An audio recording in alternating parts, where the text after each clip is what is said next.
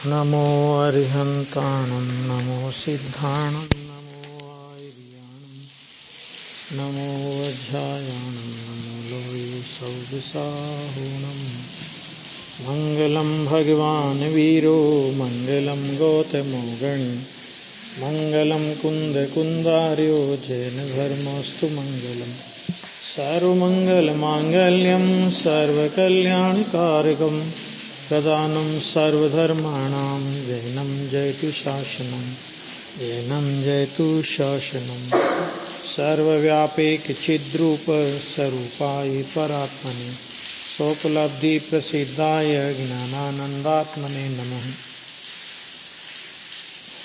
194 गाथा में दर्शन मोह की गांठ का टूटना शुद्धात्मा की उपलब्धि का फल है, ये चर्चा हुई थी, है ना। साकार निराकार वगैरह की सब चर्चा अपनी हो गई थी। अब 195 नंबर की गाथा में यह है कि मोह ग्रंथि टूटने से यानी मिथ्यात्व का नाश होने से, यह आएगा ना ऊपर, मोह ग्रंथि का भेद यानी दर्शन मोह रूपी गांठ का टूटना। इसका मतलब क्या हुआ कि मिथ्यात्व का नाश होना अथवा सम्यक दर्शन की प्राप्ति होना, ये शुद्धात्मा की उपलब्धि का फल है। इसमें क्या शब्द का प्रयोग किया? ये शुद्धात्मा की उपलब्धि का फल है। इसका मतलब क्या हुआ? देखो सीधा सीधा लिख रहे हैं कि दर्शन मोह रूपी गांठ का टूटना शुद्धात्मा की उपलब्धि का फल है। तो इसका मतलब ये हुआ ना कि दर्शन मोह जिसका नाश होता है उसको शुद्धात्मा की उपलब्धि के बिना वो नाश नहीं होता। बराबर है, ये सिद्ध हो गया इससे। तो जो कल ये बात आई थी अपनी, अब देखो, अब इसके बाद की गाथा, जो निहद मोह गंठी राग पदो से खवे सामण्य हो जम सम सुह दुखो सो सौखम अक्षयम लहदी। मोह ग्रंथि क्षय करी रागादि सम सुख दुख जे जीव परिणमे श्रामण्यमा ते सौख्य अक्षयने लहे। एक क्रम भी है, एक तरह से ये एक क्रम भी है कि पहले मोह ग्रंथि टूटेगी, मैंने पहले मिथ्यात्व का नाश होगा शुद्धात्मा की उपलब्धि पूर्वक, और वो मोह ग्रंथि टूटने पर फिर क्या होगा? अब मोह ग्रंथि नहीं टूटे और उसके पहले कुछ करना चाहे तो वो क्रम नहीं है। ठीक है, अभी देखो बहुत अच्छा इसमें ले रहे हैं कि जो मोह ग्रंथि को नष्ट करके माने जिसका दर्शन मोह गल गया, मिथ्यात्व का अभाव हो गया, शुद्धात्मा की उपलब्धि जिसको हो गई है ना, तो ऐसा होने के बाद फिर क्या करता है वो कि राग द्वेष का क्षय करके दूसरा नंबर फिर किसका आता है? तो उसके बाद फिर नंबर आता है राग द्वेष का, क्योंकि राग द्वेष का मूल जो है वो मिथ्यात्व है। अब आप मूल को तो सुरक्षित रखो और पेड़ के पत्ते काट लो, डालियां काट लो, टहनियां काट लो, ये नहीं है, वो वापस आ जाएंगे, वो तो कटाई नहीं है वास्तव में, तो है ना। इसलिए पहले मिथ्यात्व के त्याग का उपदेश देना कि पहले राग के त्याग का उपदेश देना। फिर राग का तो 10वें गुण स्थान में त्याग होएगा, राग तो 10वें गुण स्थान पर चलेगा। पहले राग की एकत्व बुद्धि जाती है, मिथ्यात्व का नाश होता है। और अभी अपन लोगों को क्या है, कषाय का अभाव करो, कषाय कम करो, ये उपदेश अपन लोगों को बहुत बढ़िया लगता है। देखो कितनी बढ़िया बात कर रहे कषाय के, नहीं कषाय का बाप बैठा है ना। जो जिनागम का क्रम है, देखो जिनागम में एक परिपाटी है, एक परंपरा है कि पहले बड़ा पाप छुड़ाया जाएगा और बड़ा पाप छुड़ाने के बाद छोटा पाप छुड़ाया जाएगा। और छोटे छोटे पाप तो छोड़ देर बड़ा पाप बैठा हो। मिथ्यात्व को तो पाप का बाप कहा, तो वो तो बैठा है। अभी राग द्वेष, राग का अभाव करो, द्वेष का अभाव करो, करे कैसे? राग द्वेष का अभिप्राय तो मिथ्यात्व में पड़ा है, मूल तो मिथ्यात्व है, इसलिए दूसरे नंबर में लिया। पहले मिथ्यात्व का नाश, उसके बाद राग द्वेष का क्षय करके सेकंड नंबर ये। तो उसके बाद वो, क्योंकि देखो मिथ्यात्व का नाश होते ही राग द्वेष की कमर टूट जाती है, समझ में आ गया? यानी राग द्वेष की कमर टूट गई, अब वो खटिया पे पड़ा है राग द्वेष, ऐसा हो गया वो। तो उसके बाद राग द्वेष के 6 का नंबर आया। फिर क्या राग द्वेष के 6 का मतलब क्या हुआ? कि सम सुख दुख होता हुआ। क्या मतलब इसका? कि बाहर में सुख की परिस्थिति हो अथवा बाहर में दुख की परिस्थिति हो, माने बाहर में अनुकूलता के ढेर हो चाहे बाहर में प्रतिकूलता के ढेर हो, उनमें सम माने समता भाव। अरि मित्र महल मसान कंचन काच निंदन थुतिकरण अर्घावतारण असी प्रहारण में सदा समता धरण, है ना? कि इसका नाम है सम सुख दुख।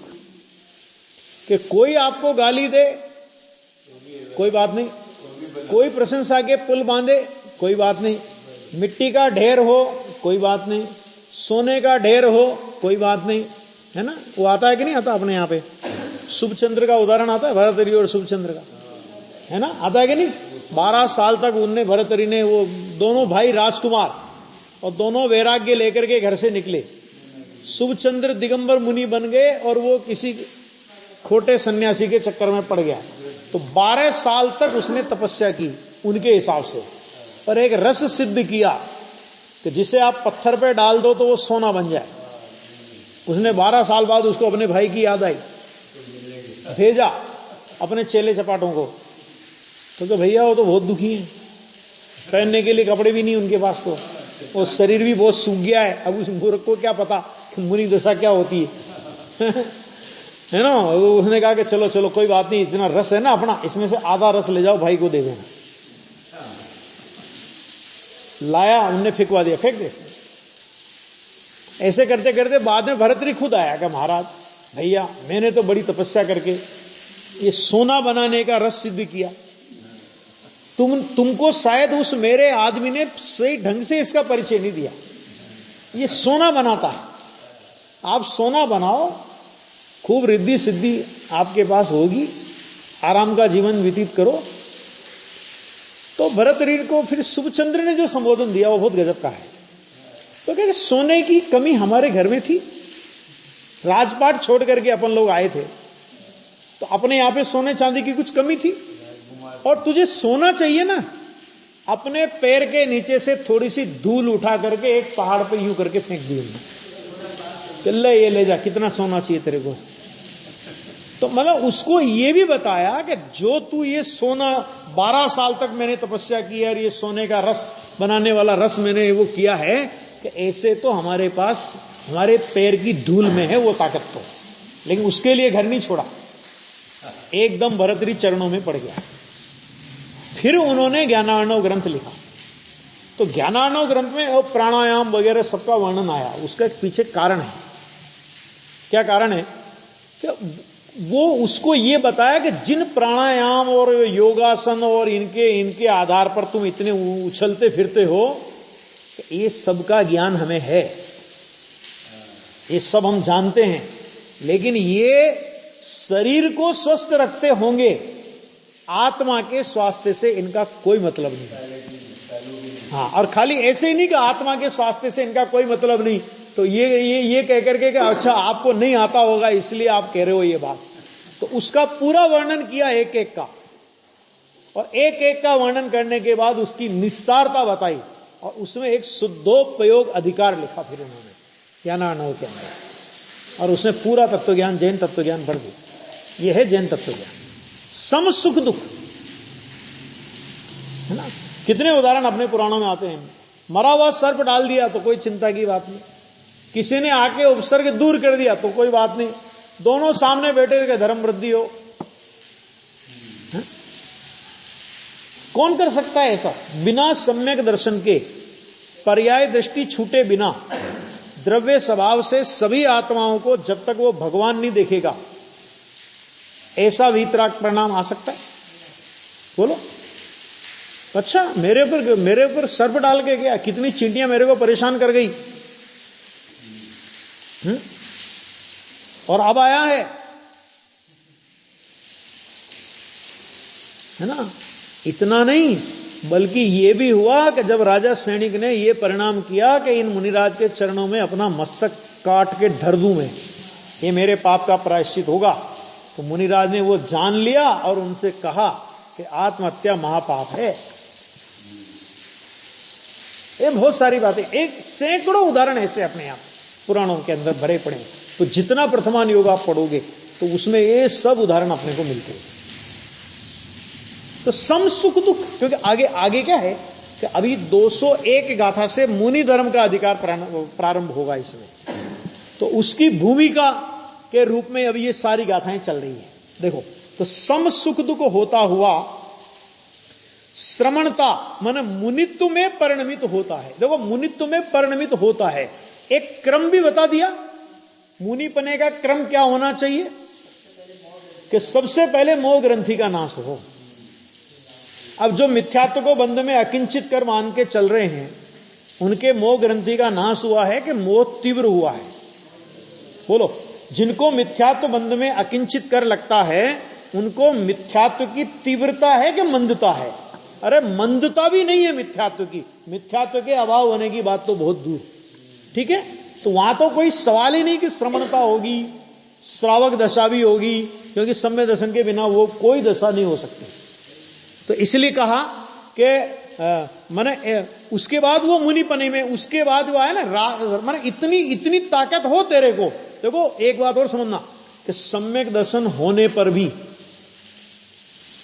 तुरंत मुनिपना क्यों नहीं आता, उसका कारण है कि अभी राग देश तो अनंतानुबंधी गया, अरे अप्रत्याख्यानावरण गया, श्रावक दशा भी आ गई, लेकिन उसके बाद भी मुनि के योग्य परिणाम कि जो हर परिस्थिति में सम सुख दुख रह सके।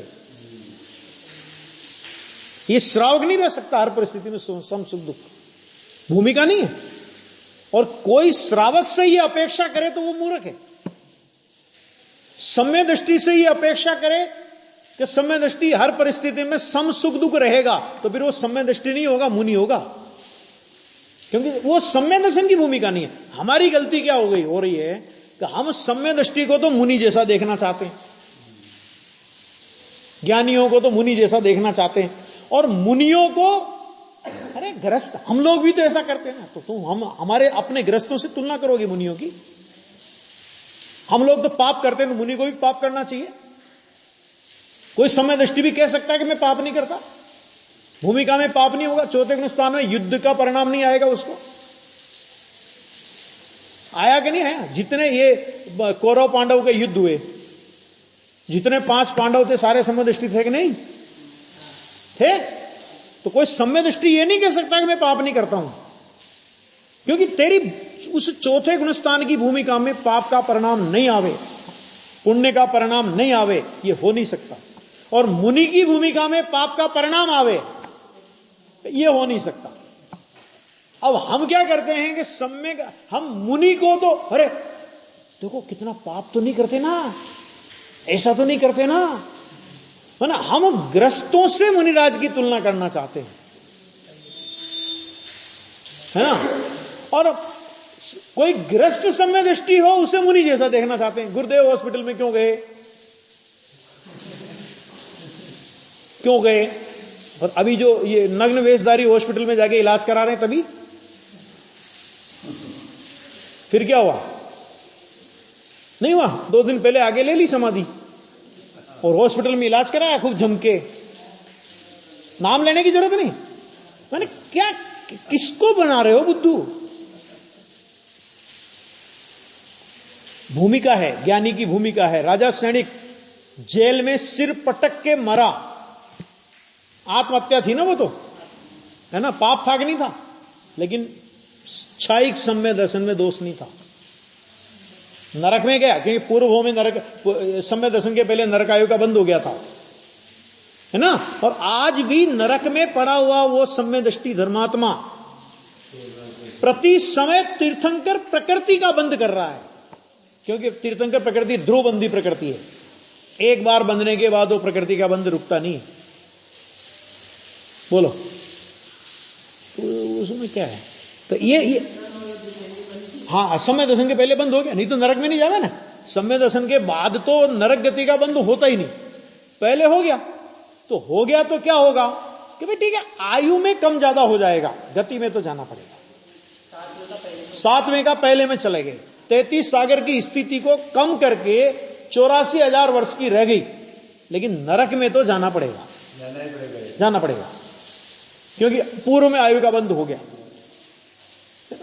तो मतलब क्या होता है कि मुनिराज की भूमिका सम सुख दुख की है। अब हम किसी सम्य दृष्टि को किसी प्रतिकूल परिस्थिति में व्यग्र होते देखें, अपन प्रश्न लगा देंगे, हर काय का सम्य दृष्टि है ना।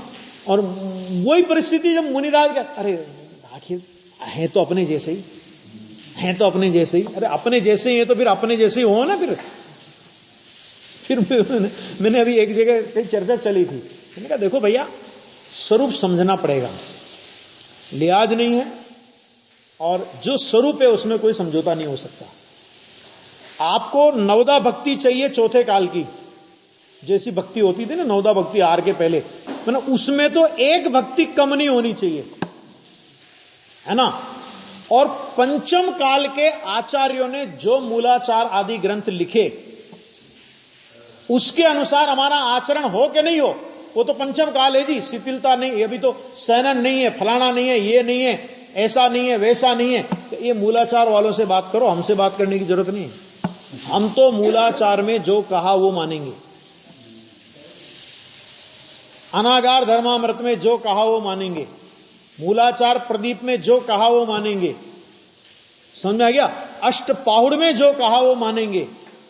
हम इन आचार्यों की मानेंगे, तुम्हारी नहीं मानेंगे, क्योंकि तुम इन आचार्यों के आधार पर जिन दीक्षित हुए हो, इन आचार्य। दिगंबर वेश किसके आधार पे लिया आपने? हम कहते दिगंबर ही मुनि होते हैं, किस आधार पे कह रहे हो आप?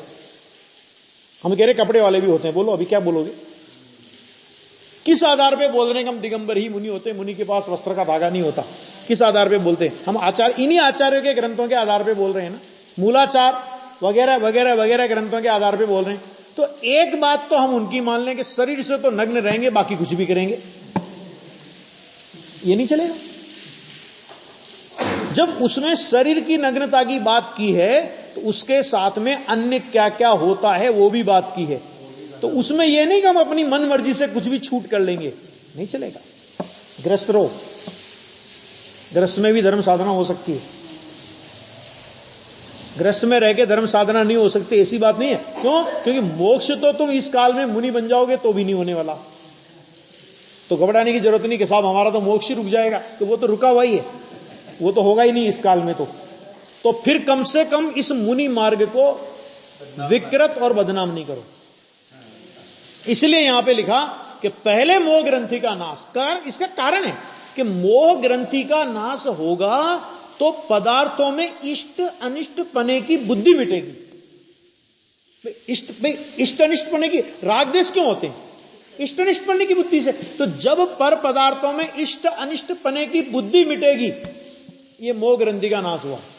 अब थोड़े काल तक राग अभी अपना खेल दिखाएगा, सम्य दर्शन होते ही राग तुरंत मर जाए ऐसा नहीं है, थोड़े टाइम तक राग अपना खेल दिखाएगा, लेकिन उस राग का जीवन लंबा नहीं होगा। 6-6 महीने तक भाई की लाश को लेकर के घूमे, लेकिन 6 महीने तक ही घूमे ना, उसके बाद तो अकल आ गई कि नहीं आ गई? तो अकल पहले भी कहीं चली नहीं गई थी। चारित्र मोह का सारा नाटक था। श्रद्धा में तो उतना ही पवित्र थे वे, लेकिन चारित्र मोह ने अपना खेल दिखाया। तो कितना खेल दिखाया कि 6 महीने तक अपने भाई की जो डेड बॉडी थी उसको लेकर के घूमे, इतना खेल दिखाया। लेकिन एक मर्यादा तो थी ना उसकी, कि 6 महीने बाद तो अकल आ गई, फिर बिल्कुल मतलब व्यवस्थित होगी कि नहीं होगी मति। जो थोड़ा मति भ्रम हुआ था चारित्र अपेक्षा, श्रद्धा अपेक्षा तो वो भी नहीं, लेकिन चारित्र अपेक्षा जो मति भ्रम हुआ था कि वो भी कितने मर्यादित काल में वापस कंट्रोल में आ गया, है ना, ये क्रम है। और मुनिराज की भूमिका क्या, वो तो सम सुख दुख। अरे गणधर देव का नमस्कार जिस दशा को पहुंचता हो, नमोकार मंत्र गणधर देव रचना करते हैं, द्वासांग की रचना करते हैं, तभी गणधर देव नमोकार मंत्र रचते हैं।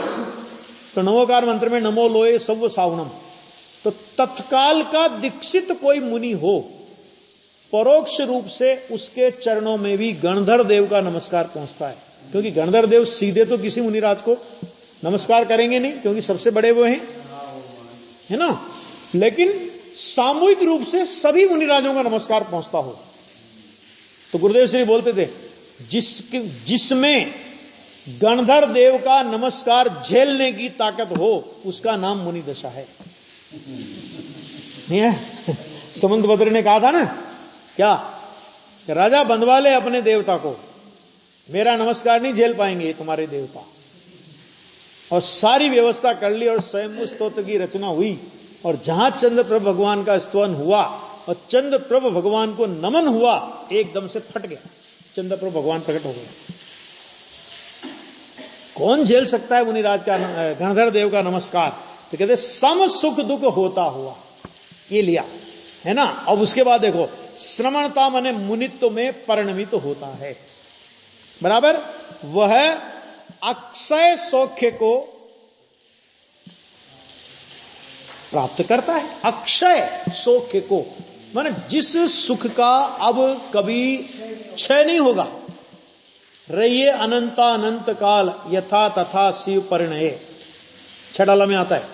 आ गया टीका, मोह ग्रंथि का क्षय करने से, मोह ग्रंथि जिसका मूल है, ऐसे राग द्वेष का क्षय होता है। लो आगे बात, मोह ग्रंथि का क्षय करने से क्या होगा कि मोह ग्रंथि किसका मूल है, कि राग द्वेष का, ठीक है। तो राग द्वेष का मूल मोह ग्रंथि है, और हमने मोह ग्रंथि का क्षय कर दिया। इसका मतलब क्या हुआ कि हमने राग द्वेष के मूल पर कुठाराघात किया, और राग द्वेष के मूल पर कुठाराघात किया, तो अब वो राग द्वेष कितने लंबे काल तक चलने वाले हैं बताओ जरा। तो उससे मैंने राग द्वेष का क्षय होने से क्या होता है कि सुख दुख समान हैं, है ना। ऐसे जीव का परम मध्यस्थता जिसका लक्षण है, ऐसी श्रमणता में परिणमन होता है। सुख दुख समान हैं, सुख दुख माने बाहर के सुख दुख की बात है, ये बाहर के अनुकूल प्रतिकूल जो भी बताया है ना, कि वे समान हैं। ऐसे जीव का परम मध्यस्थता जिसका लक्षण है। परम मध्यस्थता का मतलब क्या हुआ? देखो, श्रद्धा अपेक्षा मध्यस्थता तो सम्य दृष्टि को भी हो जाती है, उससे थोड़ी अधिक मध्यस्थता श्रावक दशा में भी होती है, लेकिन मुनिराज की मध्यस्थता तो परम मध्यस्थता है। परम मध्यस्थता माने उत्कृष्ट जाति का वीतराग भाव है, ठीक है नहीं। अकंपनाचार्य अभी निकला रक्षाबंधन का पर्व, अकंपनाचार्य जैसे 700 मुनिराज उस बाली आदि 4 मंत्रियों के उपसर्ग का शिकार होते रहे, है ना। लेकिन जब उपसर्ग दूर हुआ होगा तब तो बाली को गालियां दी होगी उन्होंने, और विष्णु कुमार को कहा होगा थैंक यू, धन्यवाद आपका, आपने हमारा उपसर्ग निवारण किया। कि ना बाली को गालियां दी, ना विष्णु कुमार के प्रति धन्यवाद का भाव शब्द कहा। आया? और देखो कितनी विचित्रता है। तो उनमें उस दिन अकंपनाचार्य को लोग कम याद करते हैं, 700 संघ वाले मुनिराजों को कम याद करते हैं। याद किसको किया जाता है ज्यादा? ज्यादा किसको याद किया जाता है? विष्णु कुमार मुनिराज। और जबकि वास्तविकता यह है कि जिस समय उन्होंने उपसर्ग दूर किया उस समय वे मुनि थे ही नहीं, और जिस समय वे मुनि थे उस समय उन्होंने उपसर्ग दूर किया ही नहीं। विचार करो जरा, किया था उपसर्ग दूर, मुनि थे उस समय। क्या मुनि होकर के किसी राजा के सामने याचक बनकर 3 पेंड जमीन मांगने का परिणाम आ सकता है? विष्णु कुमार को भी नहीं आया था। पहले अपने भाई के पास गए थे ना, पद्मनाभ राजा के पास गए थे कि नहीं गए थे, और उससे कहा था कि तेरे राज में ये क्या हो रहा है? अरे साहब मैं क्या करूं, मैंने तो 8 दिन के लिए राज दे दिया है। तो उन्होंने समझ लिया कि इससे कुछ नहीं होने वाला। तब उन्होंने मुनि का वेश छोड़ा। पहले ये काम करना हो, ये संदेश दिया उन्होंने। ये छोड़ के कोई उस वेश में नहीं कर सकते थे। विक्रिया रिद्धि तो उसी वेश में थी ना उनको। तो क्यों छोड़ा? कि उन्होंने ये संदेश दिया कि यदि तुम्हें गृहस्थ के योग्य कार्य करना है तो पहले गृहस्थ भूमिका में आ जाना। मुनि भूमिका में रह करके ये काम मत करना, क्योंकि मुनि की भूमिका के योग्य नहीं है। और राजा सबसे ज्यादा अपराधी मानता हूं मैं राजा को, राजा पद्मनाभ को। क्यों? कि साहब मैंने तो व्रत, अभी जिसने वचन किसने दिया था? राजा पद्मनाभ ने वचन दिया था, बराबर। राजा पद्मनाभ ने वचन दिया था। राजा होने के साथ साथ तुम श्रावक थे कि नहीं थे? नहीं आया समझ में? राजा पद्मनाभ ने वचन दिया था ना, 7 दिन तक राज्य देने। राज्य मंत्रियों को किसने सौंपा था? राजा पद्मनाभ ने। तो राजा तो घर बैठ गया, अब राजा कहां रहा हो? राजा तो वे हो गए। तो अब तो तुम सामान्य श्रावक हो ना। तो सामान्य श्रावक के नाते क्या तुमको इतना परिणाम नहीं आता कि अपनी गर्दन कटा लेते लेकिन मुनिराजों पर उपसर्ग नहीं होने देते? दब्बू की तरह घर में जाके बैठ गए। मैं क्या करूं, मैंने तो 8 दिन के लिए राज्य दे दिया है। अरे तूने जिसने राज दिया वो राजा था। अब तुम राजा नहीं हो, तो अब तुम श्रावक हो। और पंचाध्याय में ये लिखा है, मैं आपको पंचाध्याय का प्रमाण दे रहा हूं। ये 679 ऐसी कुछ गाथा है, उसमें लिखा कि जब तक तुम्हारे हाथ में कलम और तलवार है, ये शब्द है पंचाध्याय के, तब तक धर्म और धर्मायतनों पर आने वाले उपसर्ग को सहन नहीं करना। माने या तो अपनी लेखनी चलाना, माने लोगों में वैचारिक क्रांति पैदा करने का परिणाम आना चाहिए, या तो कि लोगों को विचार करने के लिए बाध्य कर दो, और या तलवार उठाने का परिणाम आता है। ये लिखा है पंचाध्यायी में। ये कभी हुआ था, ये आपको पता है? अभी 2-3 साल पहले एक केस हो गया था। अभी वो जो उधर है ना मऊ में एक ब्रह्मचारिणी बहन थी, उसके साथ कुछ लोगों ने बदतमीजी की थी। तो बदतमीजी की थी, तब हम लोगों ने एक पूरा पंपलेट, मतलब एक पूरा 8 पेज का वो निकाला था। तब पंचाध्याय का ये श्लोक लिखा था कि जैनिक कायर नहीं होते हैं,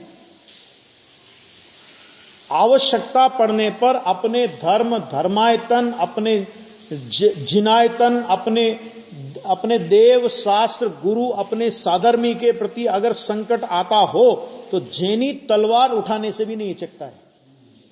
क्यों? क्योंकि वो कोई अपनी सुरक्षा के लिए नहीं उठा रहा। जिनायतन पर अगर आप आक्रमण करोगे, हमारे देवशास्त्र गुरु को यदि आप क्षति पहुंचाओगे, तो जैनी अपनी गर्दन कटा लेगा लेकिन तुम्हें छोड़ेगा नहीं। ये गृहस्थ की भूमिका है। और मुनिराज की क्या भूमिका? मुनिराज उठाने लगे कि देखो लिखा है शास्त्र में तलवार उठाने का, तो मैं भी उठाता हूं। कि तुम्हारी भूमिका नहीं है। तुम्हारी भूमिका यह है कि कोई तुम पर तलवार का वार करे तो तुम तलवार का वार सहन करने के लिए तैयार रहो। तुम्हें बचाने का भाव आएगा तो गृहस्थ को आएगा, तुम्हें बचाने का भाव नहीं आएगा। उसका उदाहरण है कि अपने बेटे को 3 दिन तक वो स्याल नहीं खाती रही और वो मुनिराज को बचाने का परिणाम नहीं आया। जब खा पी लिया उसने, तो 3 दिन बाद उसे संबोधन करने का परिणाम आया कि ये तेरा बेटा था। बोलो, मैं तो नहीं कह रहा हूं, शास्त्र में लिखा है नहीं सब, ये सब शास्त्र में लिखा है। इसलिए देखो ये हर चीज का एक स्टेज होती है। आगे आएगा बहुत। ये चरणानियोग चूलिका में, अभी जब अपन ये चरणानियोग चूलिका चालू होगी ना, तो भाई अपन पूरा मुनि धर्म का पूरा उस पर डिटेल से लेंगे, उसमें सब बातें आएंगी उसमें। तो देखो आ गया कि श्रमण, ऐसा श्रमण कैसा? तो उसमें ये बात कैसे उठी कि क्या शब्द का प्रयोग किया उन्होंने? उन्होंने इस शब्द का प्रयोग किया कि परम मध्यस्थता, माने मुनिराज की मध्यस्थता वो उत्कृष्ट जाति की मध्यस्थता होती है। श्रावक और समदृष्टि को वैसी मध्यस्थता नहीं होती, वैसी वितरागता नहीं होती। आया? हाँ। अब देखो इसका एक और उदाहरण कि 4000 राजा आदिनाथ के साथ में दीक्षित हुए ना, 4000 राजा हुए और 4000 के 4000 भ्रष्ट हो गए। आदिनाथ चाहते तो 1 मिनट में अकल ठिकाने नहीं ला सकते थे उनकी, नहीं ला सकते थे। एक बार अगर थोड़ी आंख टेढ़ी करके देखते ना उनकी तरफ तो कहां जाते पता नहीं था। तो लेकिन उनको परिणाम नहीं आया और स्वर्ग के देव आए और उन्होंने कहा ये वेश छोड़ दो, उसके बाद तुम्हें जो करना है करो, लेकिन ये वेश छोड़ करके यदि तुमने कुछ भी ऐसा किया तो हम तुम्हें दंड देंगे। ये किसको परिणाम आया? स्वर्ग के देव को परिणाम आया। माने सम्यक दृष्टि धर्मात्मा को, चौथे गुणस्थान वाले को तो ये परिणाम आएगा, लेकिन छठे सातवें गुणस्थान की भूमिका में झूलने वाले को ये परिणाम नहीं आएगा, नहीं आया। ठीक है, ऐसा ये सब समझना, ये उनकी परम मध्यस्थता के उदाहरण हैं। आगे यहां पे ऐसे जीव का परम मध्यस्थता जिसका लक्षण है, लक्षण का मतलब तो समझते होंगे कि अगर वो लक्षण नहीं है तो वो लक्ष्य ही नहीं है। किसका लक्षण है? कि श्रमणता का लक्षण है। सोने का लक्षण भारीपन और हल्का फुल्का हो वो एकदम, तो अपन क्या कहेंगे कि सोने का पॉलिश होगा इसमें, ये सोना नहीं हो सकता, सोने का पॉलिश होगा इस पे। क्यों? क्योंकि सोना कभी भी इतना हल्का नहीं होता। आ गया? मुनिराज का लक्षण है परम मध्यस्थता, उत्कृष्ट जाति की मध्यस्थता। अगर वो नहीं है तो वो श्रमण का लक्षण नहीं होने से श्रमण नहीं है। तो ऐसी श्रमणता में परिणमन होता है। कभी होता है परिणमन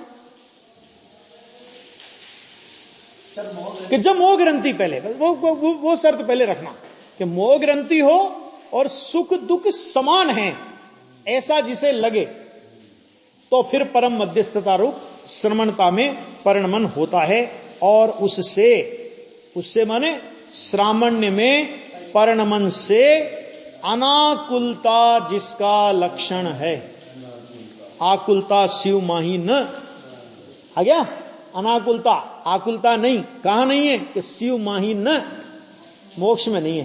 तो अनाकुलता जिसका लक्षण है, ऐसे अक्षय सुख की प्राप्ति होती है। आ गया? अक्षय सुख जिसका कभी नाश नहीं होगा। एक बार वो सिद्ध दशा प्रकट हुई सो हुई, अब उस सिद्ध दशा का कभी अभाव नहीं होगा। वो सिद्ध दशा व्यय रहित उत्पाद है, माने सिद्ध दशा का नाश होकर अब कभी संसार दशा उत्पन्न नहीं होगी। ऐसे सुख की, अतीन्द्रिय सुख की, महान सुख की प्राप्ति होती है। इससे ऐसा कहा है कि मोह रूपी ग्रंथि के छेदन से अक्षय सौख्य रूप फल होता है। अब जिसे अक्षय सुख चाहिए तो पहली शुरुआत यहां से होगी, कहां से? कि मोह ग्रंथि के छेदन से। आ गया? ये होगा। अब इतना होने के बाद अब आगे जो वर्णन आएगा, अब एकाग्र संचेतन, देखो एकाग्र माने जिसका एक ही विषय माने आलंबन हो ऐसा, माने एकाग्र संचेतन जिसका लक्षण है ऐसा ध्यान आत्मा में अशुद्धता नहीं लाता, ऐसा निश्चित करते हैं। कौन सा ध्यान? कि एकाग्र संचेतन जिसका लक्षण है, माने एक शुद्ध आत्मा जिसमें अग्र हुआ है, ऐसा जो ध्यान है वो आत्मा में अशुद्धता नहीं लाता। अब क्योंकि देखो चर्चा आई थी ना, तो अब वो मुनि दशा की ओर बढ़ रहे हैं। तो पहले मुनि दशा को स्थापित किया, मोह ग्रंथि का नाश, सम सुख दुख, परम मध्यस्थता, श्रामण्य पने का परिणमन। अब श्रामण्य पने का परिणमन होने में क्या होता है, श्रवण करते क्या है, एकाग्र संचेतन करते और करते क्या है, ठीक है ना। तो अब वो ध्यान की बात कर रहे हैं, तो बस ये गाथा पढ़ लेते देखिए।